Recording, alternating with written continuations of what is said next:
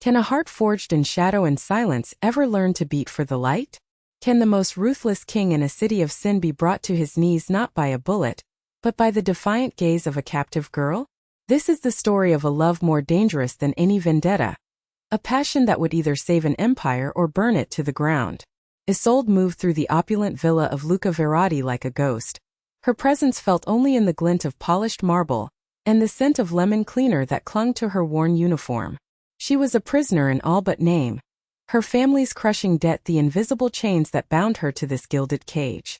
Luca, the ambitious underboss with eyes like chips of ice, enjoyed the power he held over her, the subtle ways he could make her flinch with a word, a look. Tonight, the air in the villa was thicker than cigar smoke, charged with a predatory stillness. Marco Bellini was here. They called him the Phantom, a man who ruled the city's underworld not with loud declarations but with a terrifying absolute silence. His reputation was a shroud of violence and whispers, his face a mask of cold, handsome control. Isolde served the bitter espresso, her hand steady by sheer force of will, but her heart hammered against her ribs like a trapped bird. She felt his eyes on her, a gaze so intense it seemed to strip away her uniform, her servitude, and see the fire she kept banked deep inside. He saw her not as a servant but as a soul. The meeting dragged on, a venomous dance of coded threats and forced respect. Luca, preening in the Phantom's presence, grew bolder in his cruelty. He backhanded a subordinate for a minor interruption, the crack echoing in the cavernous room. Then his cold eyes found Isolde. "My father tells me your sister is looking quite beautiful these days," he purred, the thread a silken cord tightening around her throat. "It would be a shame if she had to find work like yours." Desperation, sharp and blinding, clawed at Isolde. She couldn't scream. She couldn't run. But she could fight. Her eyes flickered to Marco Bellini, the apex predator at the table. She saw past the legend, past the killer. For a split second she saw a flicker of profound loneliness, a weariness that matched her own. It was a wild gamble, a prayer to a devil. As she refilled Luca's water glass, her fingers, seemingly by accident, brushed against the condensation on the crystal, on the polished mahogany of the table. In a single swift motion hidden from Luca's view, she drew a shape in the moisture. A broken wing. A silent, desperate signal of a fallen bird. A plea for freedom sent into the abyss. Marco Bellini's eyes, dark and unreadable, narrowed. He saw it. The world seemed to hold its breath. Luca was still talking, oblivious, his voice a droning poison. The other men at the table were statues of fear. Marco didn't speak. He simply rose. The sudden movement silenced the room instantly. Everyone braced for an explosion of violence, an execution for the maid's impertinence. Luca paled, stammering, "Don Bellini, is something wrong?" Marco's gaze never left Isolde. It was a look of possession, of grim decision. He ignored his cousin completely, his voice a low rumble that vibrated through the floorboards when he finally spoke. "The debt you owe me for the shipping containers at the docks," he stated, not asked. "I'm calling it in." Luca swallowed, confused. "Of course, Don Bellini. The money will be transferred." Marco cut him off with a flick of his hand. "I don't want your money."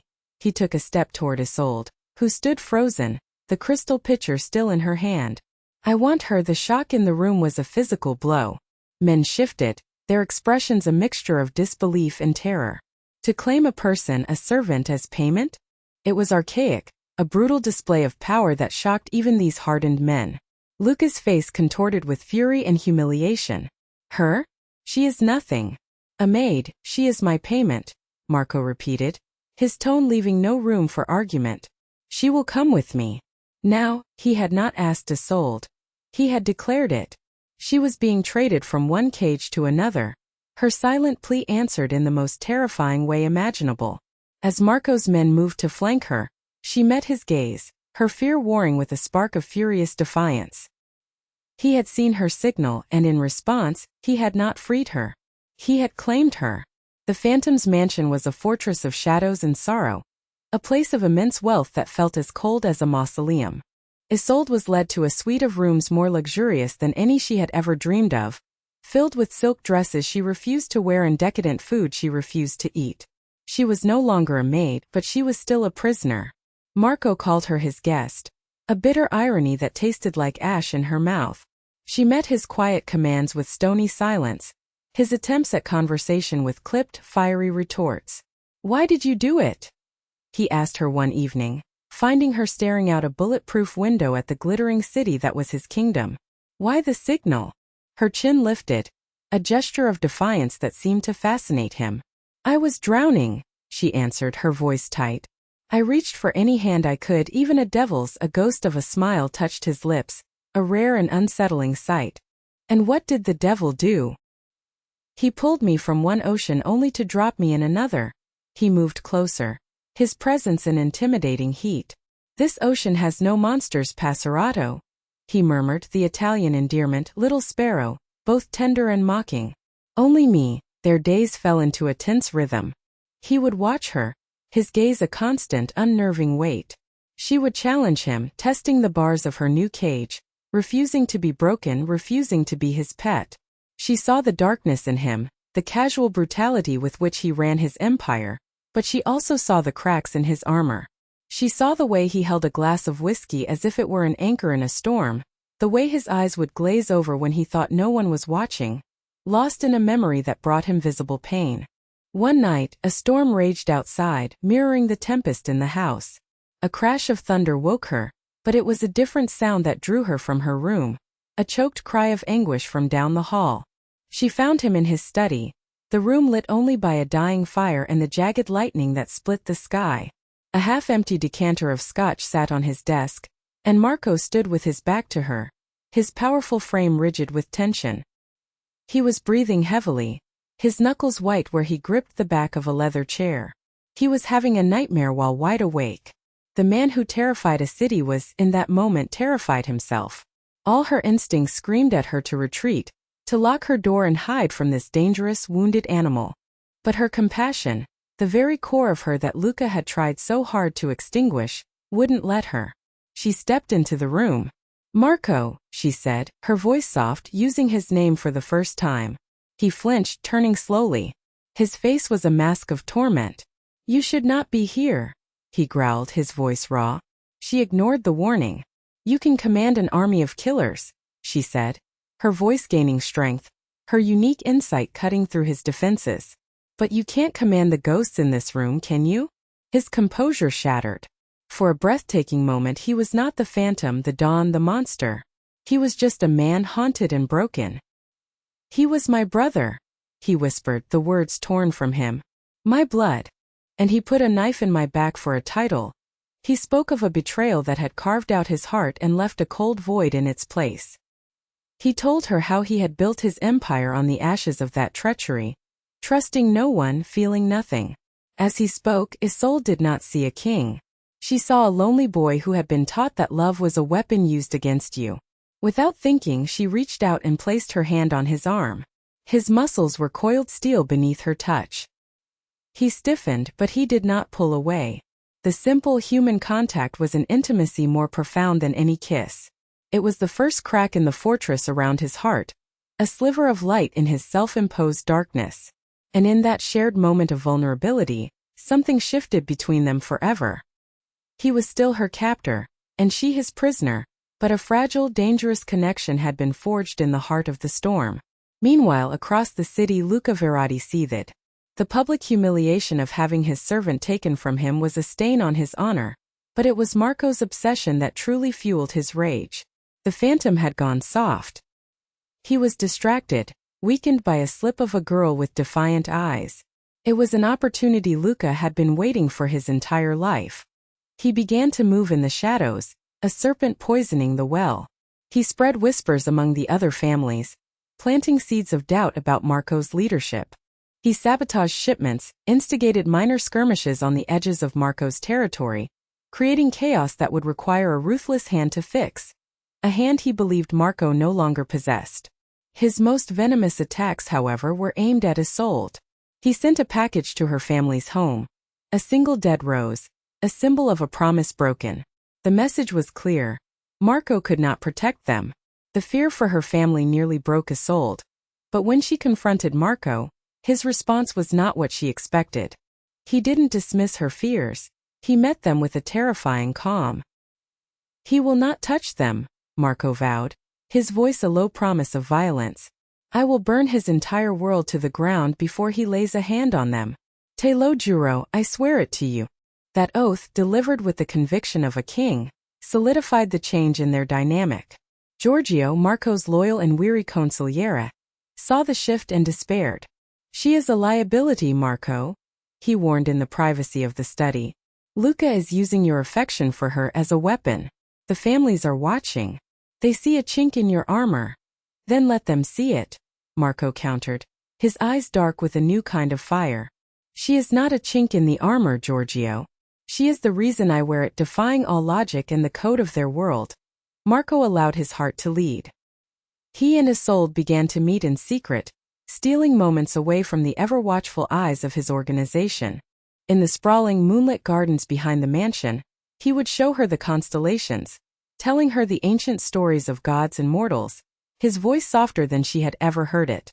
In the vast library surrounded by the wisdom of ages, she would read to him, her voice a soothing balm on his fractured soul. He told her of the boy he was before betrayal had forged him into the phantom. She told him of the simple dreams she had. A small bakery, the scent of fresh bread, a life of peace. One evening he brought her a single perfect white rose from the garden. For the broken wing, he said softly, placing it in her hand. To remind you that they can heal. The tenderness of the gesture undid her. The wall she had so carefully constructed around her own heart crumbled to dust. She was falling in love with her captor, with the devil who had answered her prayer. Their love was a dangerous, forbidden bloom in a garden of thorns, a secret that could get them both killed. Luca's scheming reached its zenith. He arranged a summit between Marco and the rival Taggart family, ostensibly to broker a truce over a territorial dispute he himself had engineered. The meeting was to take place at a neutral location, a lavish art gallery downtown. It was a trap designed to be the final act of his coup. As Marco prepared to leave, Isolde was filled with a terrible premonition. Don't go, she pleaded, clutching his arm. It doesn't feel right. He smoothed her hair, his touch gentle. It is business, amore mio. It must be done, but as he was about to walk out the door, she saw the glint of his father's ring on his finger and an idea, born of desperation, sparked. Wear this, she said, pressing a small, intricate locket into his hand. It was her mother's, the only thing of value she had left. For luck, he looked at the small silver heart, then back at her, and a silent understanding passed between them. He tucked it into his pocket and left. The gallery was a cold, sterile space filled with abstract sculptures and simmering hatred. The truce talks were a farce, devolving quickly into accusations and threats. As tensions peaked, the lights suddenly cut out, plunging the room into absolute darkness. Gunfire erupted. It was a massacre. But Marco, warned by Isolde's fear, was ready. He moved like the phantom he was named for, a deadly shadow in the chaos. He fought his way out, but the betrayal was deeper than he imagined. It wasn't the Taggarts who had sprung the trap. It was his own men loyal to Luca. As he escaped into the back alleys, bleeding from a wound in his side, he knew Luca's real target wouldn't be at the gallery. It would be at home. He raced back to the mansion, his heart a cold stone of dread. He found the front door splintered, his household guards dead or dying.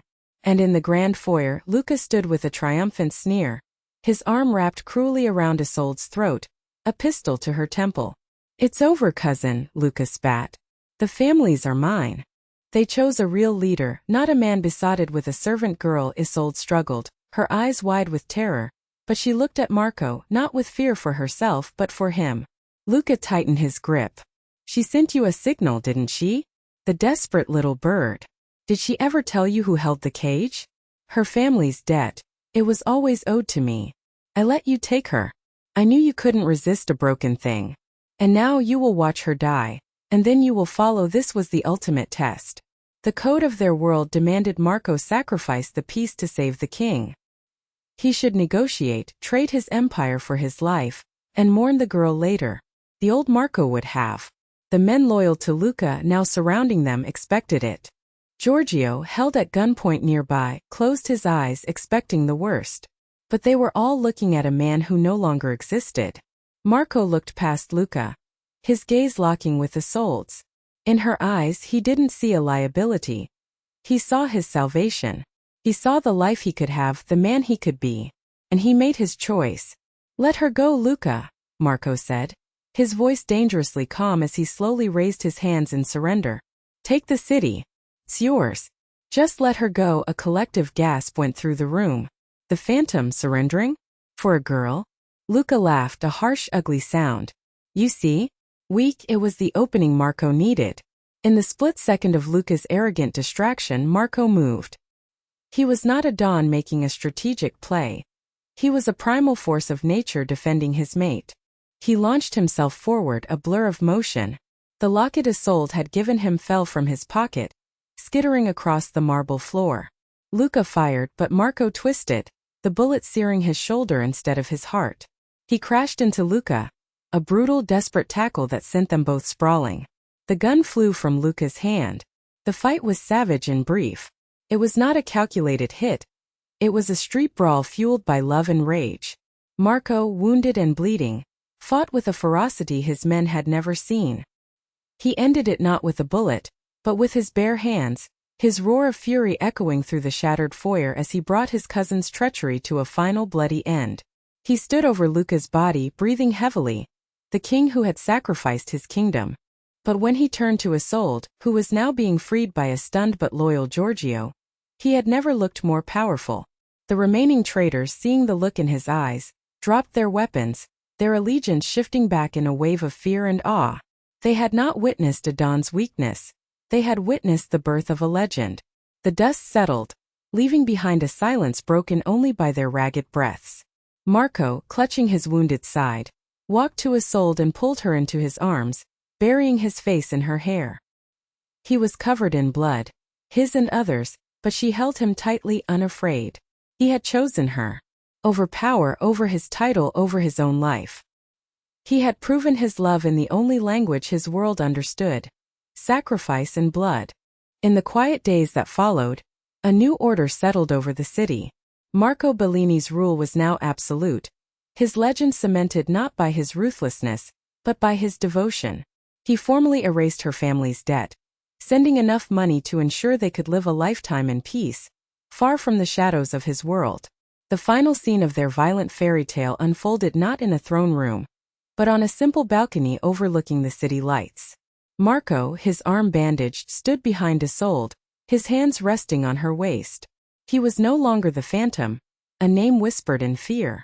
He was just Marco. And she was no longer the captive maid, the broken bird. She was the woman who had seen the man inside the monster and had loved him into the light. "Is this your kingdom?" she whispered, gazing at the sprawling metropolis. He rested his chin on her shoulder, his breath warm against her skin. "It was," he murmured, his voice thick with an emotion he no longer hid. "But now you are my kingdom, my beginning and my end. C'est la mia salvezza, Isolde. My salvation." They stood together, two souls forged in violence and reborn in a forbidden love. "So I ask you, can a love born in the darkest of places truly conquer all? Can a king's heart, once frozen, learn to burn so brightly it outshines an entire city of sin? Share your thoughts on a love so epic it rewrites all the rules, and tell us, what would you risk for the one who holds your heart?